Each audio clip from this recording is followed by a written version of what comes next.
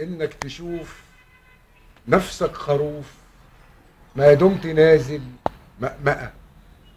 ومن الطبيعي ان الغباوة اللي في عينيك مدخلاك على الشرنقة. ومن الطبيعي ان احنا لو جبنا الحمار واستغمناه يجري لحد الغردقة. ومن الطبيعي ان البلح لو ما استواش تفضل جريدته معلقة.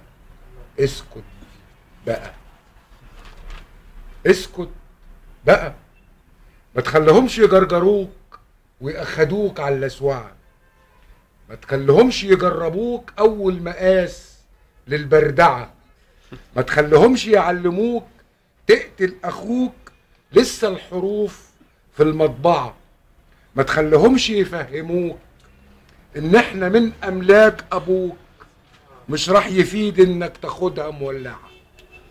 اقروا الكلام من أوله وشوفوا مين حب الوطن ومين بجهله مدهوله، واقروا التاريخ مين سجله.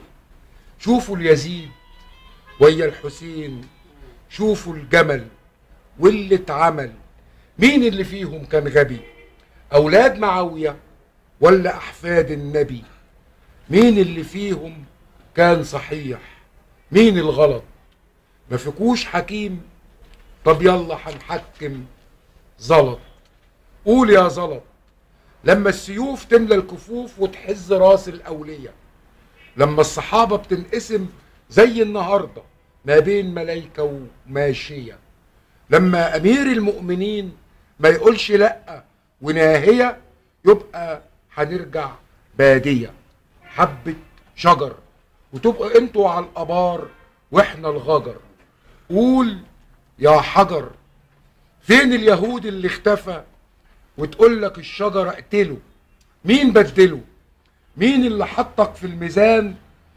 مين اللي حطك في الميدان طبة ميزان ومفهمك انك بتقلك تعدله؟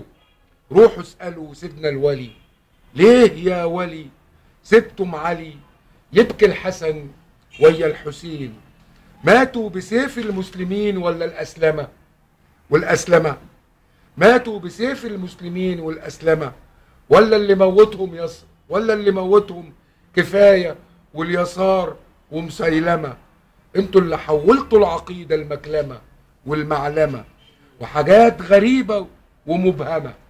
انتوا اللي قلتوا لما بنختلف يبقى اختلفنا مع السما. انت اللي جاهل بالعمى، انت اللي ساكت على البوليس، انت اللي قلت على ابن المفتري ينفع رئيس، وانت اللي قاعد والعيال بتموت في طيس. بس الغريبة ان انت خايف منه وبتستغيث.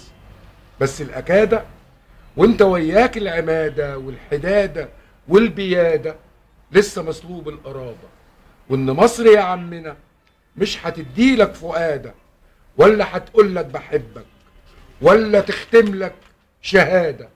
وابقى طلع كل ناسك بالحناجر والأناجر والخناجر، يقتلوا مصر البراءة، يضربوا ورد الجناين بالغباوة والدناءة، يقتلوا فينا الإرادة، يقتلوا الكلمة الشريفة. مصر فيها ناس زيادة، ناس بتعرف قبلكم معنى العبادة، فما تخدعوش الخلق باستفتاء وإعادة. مصر طول ما فيها عادة تحدف لكم جوه الميدان طلق وولادة. الله.